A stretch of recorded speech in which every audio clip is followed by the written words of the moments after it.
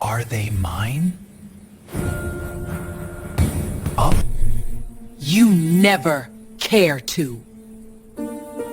He walked in to finalize a $30 billion deal, but instead the most powerful man in the room stopped breathing. Across the hall sat the only woman he ever loved, and four identical boys who looked exactly like him. One wrong move, and his empire and his secret would be exposed to the world.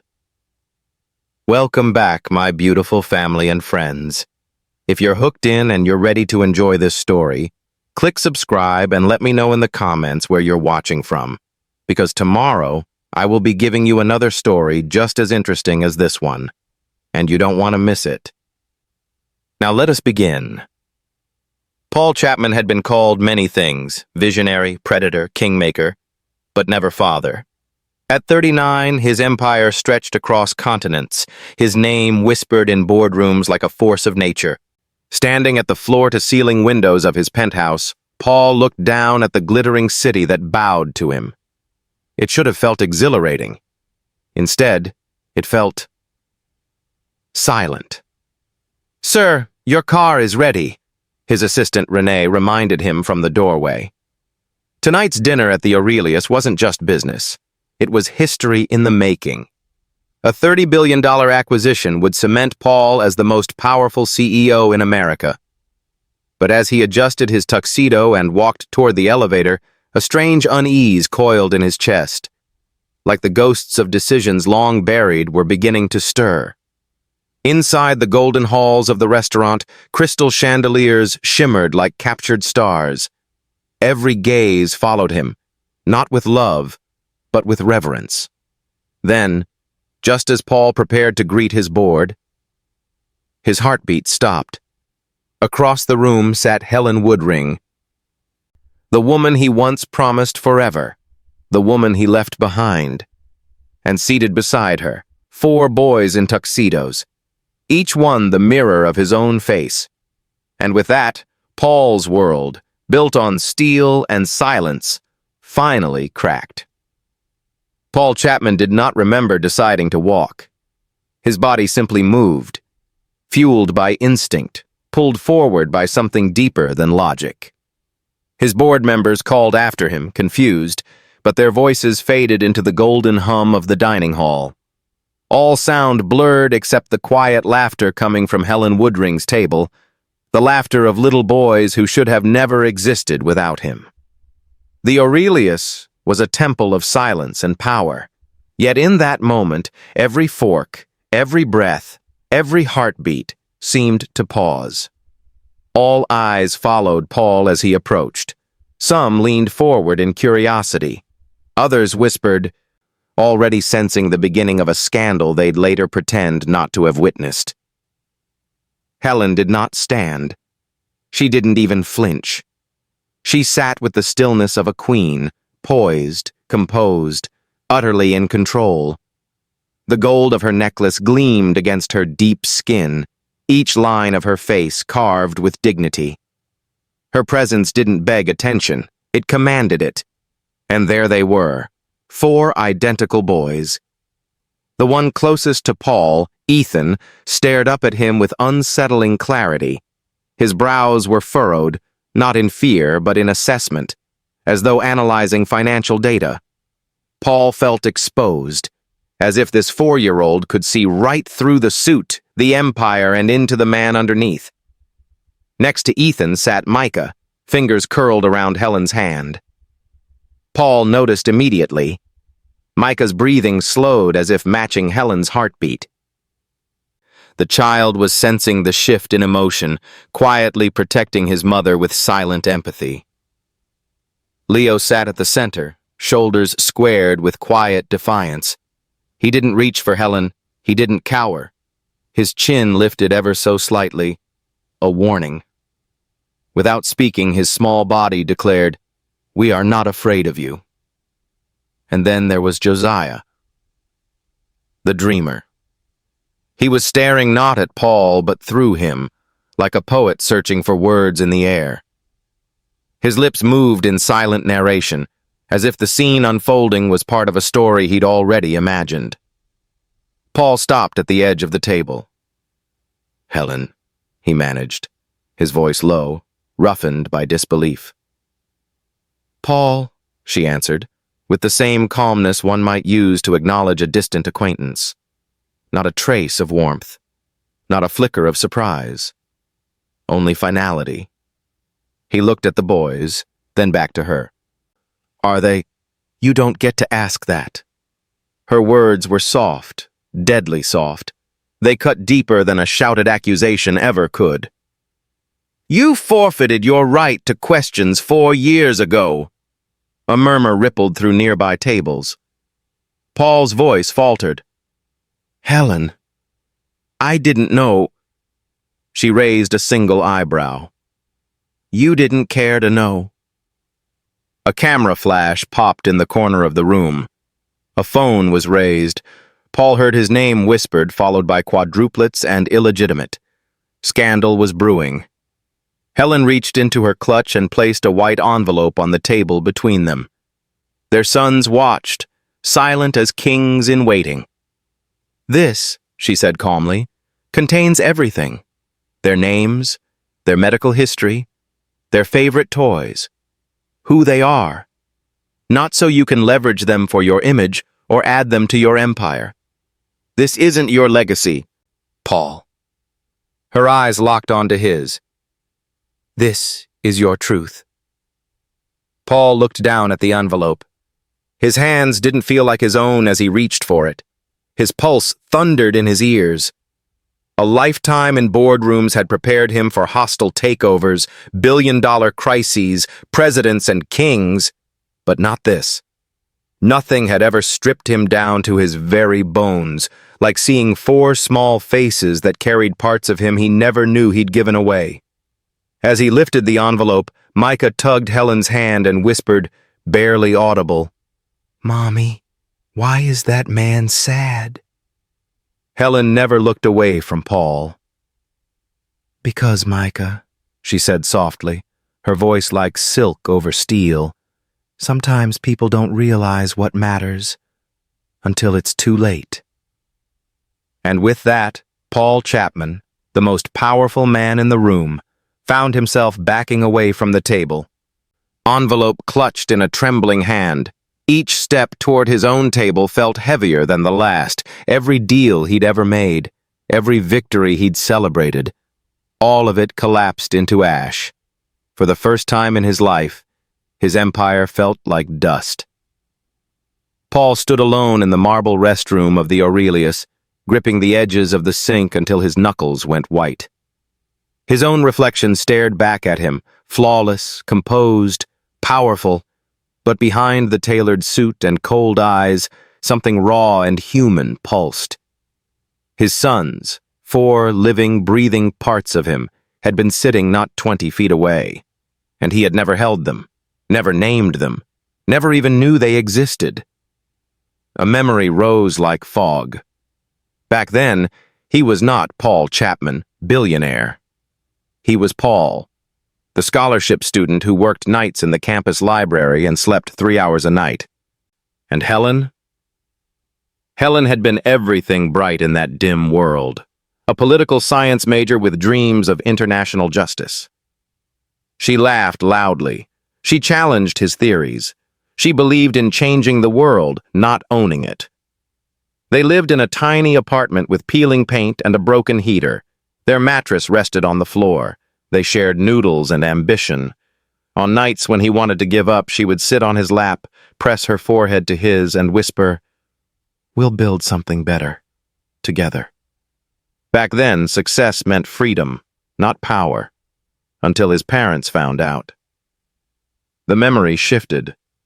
His mother, Veronica Chapman, had arrived unannounced, dripping in pearls, eyes sharp as a dagger. She looked at Helen as though she were a stain to be removed. "A woman like you will never carry the Chapman legacy," she said, voice low. "You will ruin him. Your background, your skin, your ideals. You belong nowhere near this family." Paul had stood there frozen, as Helen's fingers laced with his. She didn't cry. she simply said with dignity. This isn't about love. This is about control. His father's verdict was worse. Son, you have an empire waiting. Don't throw it away for a phase. Sacrifices must be made. Choose your destiny. Or choose her. That night, Paul had made the worst choice of his life. He chose power. Helen walked out with silent tears, carrying their dreams in her hands. Back in the present, Paul splashed water over his face, trying to silence the pounding in his chest. He needed answers. Now. He pulled out his phone. Renee, he said to his assistant, voice tight. Get me every archived message, every record of outreach from Helen Woodring, starting 5 years ago. An hour later, Paul stood in his limousine staring at the documents his assistant had compiled. 17 voicemails from an unknown number, deleted before he ever heard them. 9 letters marked, Return to Sender, never opened. 4 in-person visit logs. Helen turned away at the lobby before being allowed up, all within a 6-month period. A note in his former assistant's handwriting was attached to the first call record. Per Mrs. Chapman's orders, block all future attempts from Helen Woodring. Paul's breath left his body. His parents hadn't just pushed Helen away. They had erased her from his life. He hadn't been a man who chose his empire over his family. He had been a man who allowed his empire to choose for him. Rage, grief, and shame warred inside him as another page slipped from his fingers. Helen's medical intake form from a maternity clinic overseas. 4 heartbeats, multiple birth detected, father name, Paul Chapman. Handwritten in the margin, patient declined to list father as contact, stated, he won't come. Paul closed his eyes, a tremor running through him. Helen hadn't abandoned him. She had simply stopped trying to reach a man who chose silence over love. The truth struck with full force. He had not lost his family. His legacy had stolen them. And for the first time in his life, Paul Chapman understood that the greatest empire he could ever build was the one he had already destroyed. And this time, he would not let it go. By morning, the story had already bled across every major news outlet. Billionaire Paul Chapman, accused of secret children with ex-wife Quadruplets surface. Legacy at risk. Is this the end of the Chapman empire? Screens throughout the Chapman Tower displayed endless streams of headlines, social media clips, paparazzi commentary. Investors were panicking. Stocks were slipping. The empire Paul had built was tilting on its axis. He stepped off the private elevator and into the boardroom, where 12 directors sat like judges awaiting a confession. His mother, Veronica Chapman, sat at the head of the table, not him. Her pearl necklace gleamed like a chain of command. Paul, she said before he could sit, you will issue a formal statement denying paternity. Say the woman is seeking attention. Say the children are not yours. He didn't move. They are mine. Gasps. Papers rustled. One board member nearly dropped his coffee. His mother's eyes hardened. You will retract that statement immediately. I won't. His voice was unshakable. It was the first time in his entire life that he had stood against her in front of the board. Eldon Pierce, the CFO, leaned forward. Paul, be rational. This is a PR disaster. Billions are at stake. Your shareholders demand clarity. Your legacy must be protected, another director insisted. These children cannot threaten the stability of the empire. Paul looked around the room, the men and women who would do anything to protect the company, but nothing to protect the truth. I am not denying them, Paul said clearly. They are my sons. Veronica shot to her feet. If you publicly claim those children, you will destroy everything your father built. Everything we sacrificed for. Paul turned to her slowly. You didn't sacrifice for me, Mother. You sacrificed me. The room went dead silent. Board member Harold Kensington cleared his throat. We can remove you as CEO if necessary. The company cannot be tied to scandal. Paul stepped away from the table. For years, these seats defined his worth, their approval, his currency. No longer. If being a father costs me my crown, his voice rang against the glass walls, then let it fall. Several board members recoiled. His mother's face turned ashen. You are not walking out of this room, she hissed. Paul didn't look back. I already have. He pushed open the boardroom doors. Barbara, his assistant of 10 years, was waiting outside, holding his phone and a folder. Dozens of missed calls flashed on the screen. She studied his face. Was that it? Is it done? He exhaled, chest trembling with the aftershock of a choice that would change his life forever. Yes. Barbara nodded slowly, eyes softening with a pride she hadn't felt in years. Good. He frowned. Good. She handed him the envelope Helen had given him the night before. This is the first real decision you've made, not as Paul Chapman, the billionaire. She paused, voice thick with emotion, but as Paul Chapman, the man. The elevator doors closed behind him, cutting him off from the empire he had once worshipped. For the first time in years, he didn't feel lost. He felt awake. Paul arrived early to the park, a quiet green oasis nestled between the city's towering glass buildings. He had chosen it deliberately, public, yet peaceful.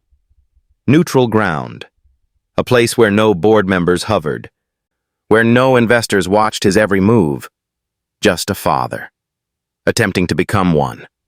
He stood by the playground, hands in his pockets, heart thundering. Beside the bench, he had placed 4 identical sets of juice boxes and snacks, then instantly worried it looked desperate. Were CEOs supposed to bring juice boxes? He didn't know. He only knew he had to try. A black SUV pulled up. Helen stepped out first, composed, unreadable. Then the boys climbed out, one by one, like 4 versions of his past stepping into his present. Ethan saw him first. He didn't smile. His eyes, Paul's eyes, scanned Paul up and down like he was analyzing a competitor's stock performance. Micah clutched Helen's hand, as if reading Paul's heart before Paul could speak a word. Leo stood with arms crossed, chin raised, already daring Paul to fail. Josiah wandered toward a tree, gazing up at the leaves as if they were telling a secret only he could hear. Helen approached but didn't sit. You asked for this opportunity. Don't waste it. Paul nodded, swallowing nerves he hadn't felt since he was a young man standing on stage defending his first business proposal. Hi, he said to the boys. Ethan spoke first, voice calm, direct. Are you the man from the restaurant?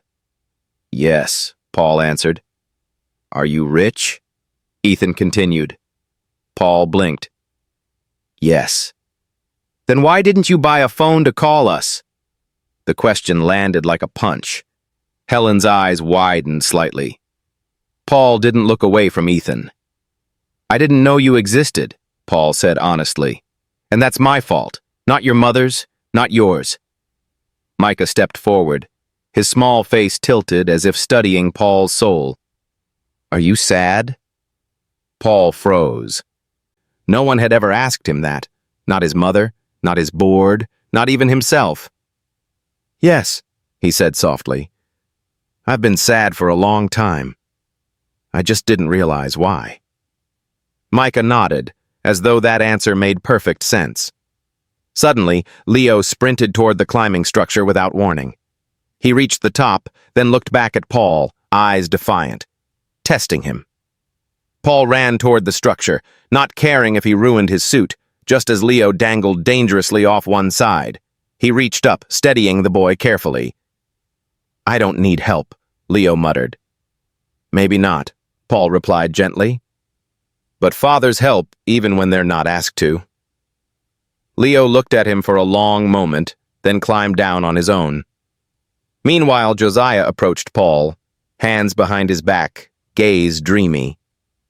Can you tell stories? Paul blinked. Stories? Josiah nodded. Mommy says stories make heavy things feel light. Something inside Paul shifted.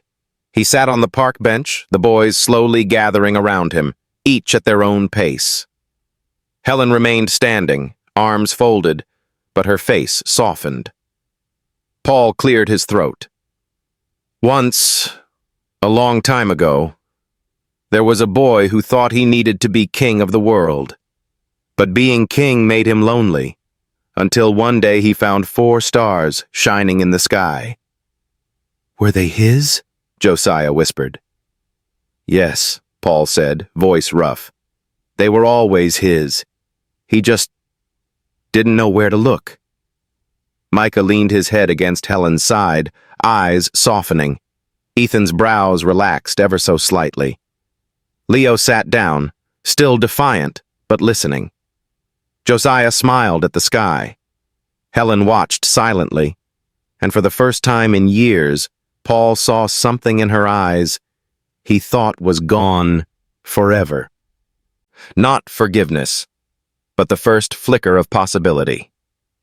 They met again at the same park the following week, this time for an intentional family outing. Paul had brought a soccer ball, a picnic basket, and 4 small backpacks filled with items tailored to each boy's personality. He was trying. The boys could see it. Helen could see it too, even if she refused to admit it yet. But peace never comes without a storm.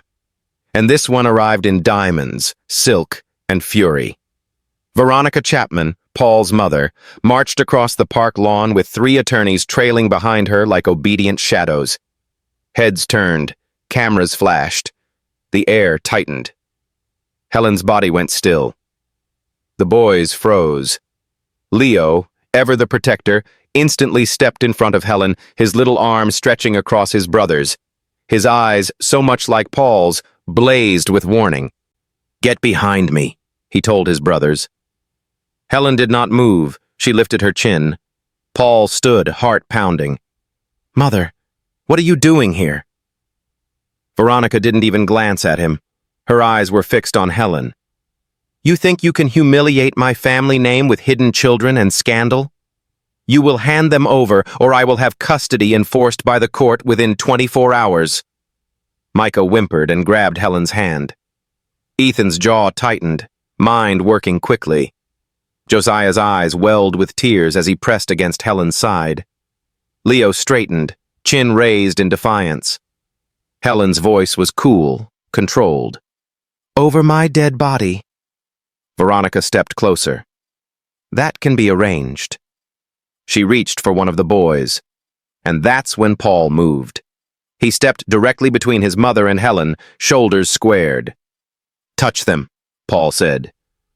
Voice calm, but deadly. And you will never see me again.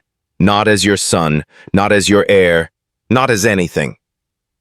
His mother blinked, stunned. This was not the obedient son she had molded. This was not the legacy puppet she controlled. This woman, Veronica spat, pointing at Helen, ruined you once. I won't let her ruin our bloodline again. Paul looked back at Helen. And then the flashback began. Thunder, rain, a flickering hospital light, Helen screaming in pain as doctors rushed. No partner, no hand to hold. 4 heart monitors beeped in terrifying rhythm. Josiah wasn't breathing. Helen, exhausted and crying, begged for someone to save her baby, but no one came. Not Paul, not his family, not anyone. She had been alone. Back in the present, Paul's eyes filled with pain as he stepped closer to Helen, not just physically but emotionally. Helen, he said softly, voice cracking. Josiah, was he? She nodded once. Born not breathing. His heart stopped twice. They told me to prepare for the worst, and I had no one to call. You were gone. Josiah looked up at Paul now, small chest rising and falling, alive, breathing, despite everything. Paul turned slowly, facing his mother. This isn't about legacy. This is about life. Their lives. My son's heart could have stopped forever while you blocked every call. He stepped forward, voice low and final. If you fight Helen, you fight me. The words struck the air like a lightning bolt. Veronica recoiled as though slapped. Her attorneys stood frozen, uncertain. For the first time in his life, Paul Chapman didn't just step out of his mother's shadow. He cast one of his own. The sky rumbled overhead, as if echoing the shift. Helen stared at Paul, eyes wide with something more powerful than surprise, respect. And beneath it, something like hope. The afternoon had been peaceful, dangerously peaceful, as if life was holding its breath. Paul had taken the boys to his newly purchased family estate, a sprawling property with gardens, a lake, and the kind of open space children could run freely in. Helen was there too, cautiously observing, but slowly allowing herself to soften. Josiah had been drawing beneath an oak tree, crayons scattered on a picnic blanket. His delicate lungs rose and fell in a steady rhythm, until they didn't. Paul noticed it first. Josiah's crayon slipped from his fingers, his eyes unfocused, his tiny body swayed. Josiah? Paul moved quickly, instincts taking over. Then everything happened at once. Josiah collapsed, his body limp. No! No! Baby! Helen cried, dropping to her knees. Panic flared across her usually composed face. Paul scooped Josiah into his arms, his heart pounding out of rhythm with the world. Get the inhaler, he barked to no one and everyone. Micah burst into tears. Ethan stood frozen, brain racing. Leo looked to Paul, waiting for him to lead. Paul ran. Helen was right beside him. They sped through traffic, Josiah's small body in Helen's arms, his breathing shallow and broken. Paul drove like a man possessed, ignoring every red light, every horn, every law. Stay with us, my boy, he whispered, his voice a prayer he wasn't sure how to pray anymore. Please, stay. Josiah's lips began to pale. Helen pressed her forehead against his. Mommy's here. Mommy's here. Paul's voice cracked. Daddy's here too. Helen looked at him then, and saw it. Not the billionaire, not the empire builder, just a father terrified of losing his son. They crashed through the hospital doors. Medical staff rushed Josiah away while Helen and Paul stood helpless. Then the waiting began. Micah sat curled in a chair, tears streaming down his face. Is Josiah going to die because we met him? His small voice was barely a whisper. Paul knelt before him, his own tears falling freely. No, he said firmly. He is not going to die. And if anything ever happens, it won't be because you met me. It will be because I wasn't there sooner. Micah looked up, confused. Then why are you crying?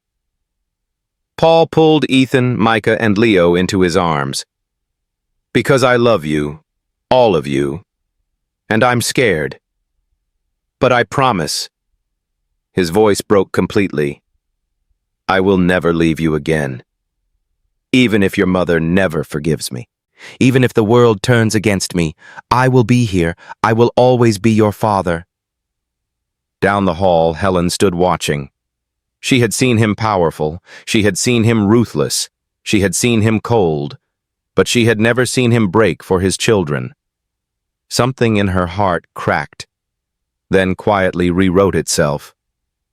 An hour passed, then 2. Finally, a doctor stepped out. He's stable, the doctor said. It was a serious cardiac flare-up, but we were able to get his heart rhythm under control. He'll need ongoing treatment, consistent care. He cannot experience emotional shock or extreme stress. Helen covered her mouth, tears of relief streaming down her face. Paul exhaled a breath he didn't know he had been holding. His legs gave way as he sat heavily, burying his face in his hands. The doctor added, "He needs stability, structure, both parents working together." Paul lifted his head.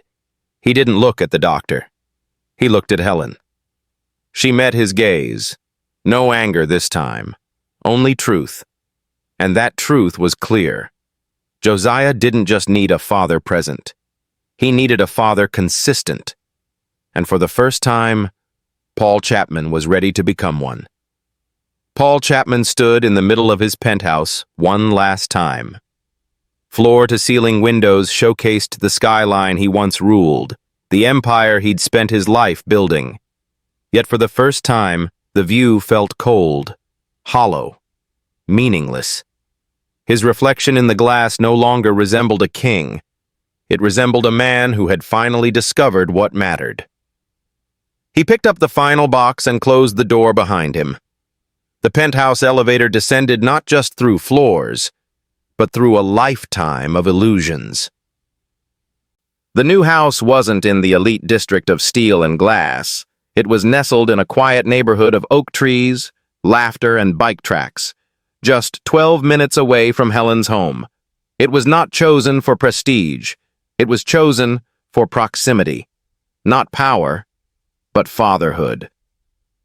When Helen and the boys arrived for the first time, they didn't walk into a billionaire's estate. They walked into intention.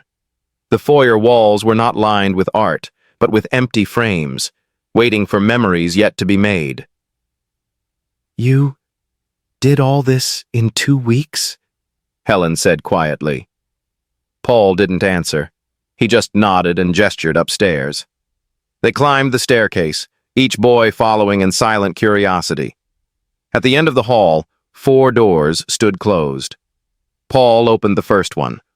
Soft lighting, wooden shelves filled with atlases, puzzles, a globe, and a chessboard already set in mid-game position. "Strategic thinking sharpens the mind," read a framed quote from Albert Einstein above the desk. Ethan ran his hand over the chess pieces, eyes widening. For the first time since meeting Paul, he smiled, painted in calming sage green with a corner dedicated to plants. A small sound machine played gentle rain sounds. A cozy reading nook with soft blankets sat next to a feelings wall with detachable cards that helped name emotions. Micah walked in, touched a plant leaf and whispered, "It's peaceful." Maps of ancient battlefields, a mural of explorers and kings. A large chalkboard covered one wall with the words, "Great leaders protect first, conquer second." A table of puzzles and leadership games awaited. Leo didn't say a word, but he stood taller. Bright colors, canvas stands, paints, brushes. Shelves stacked with books filled the walls, from fairy tales to astronomy.